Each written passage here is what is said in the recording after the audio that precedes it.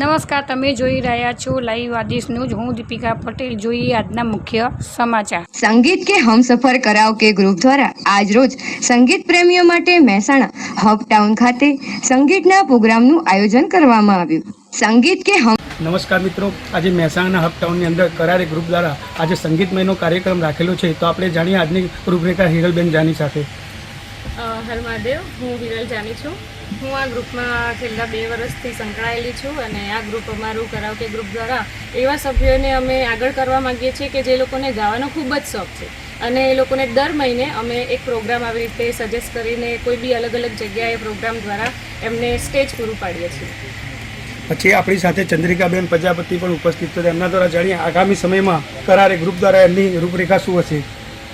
આગામી સમય દરમિયાન જે મહેસાણાની અંદર સંગીત પ્રેમીઓ છે એમના માટે ખૂબ જ આનંદનો અનુભૂતિ કરાવડાવીશું અને અમે લગભગ મંથમાં 2 થી 3 પ્રોગ્રામો અમે ઓર્ગેનાઇઝ કરીએ છીએ અલગ અલગ ગ્રુપ દ્વારા, પણ અમારું ગ્રુપ એક જ છે અને એના દ્વારા ખૂબ જ સંગીતની મજા લઈશું. એ જ આગામી ગ્રુપ માટેનું. આપણી સમક્ષ આકાશભાઈ ઉપસ્થિત છે, તેમના થ્રુ પણ જાણીએ આજની કાર્યક્રમની રૂપરેખા.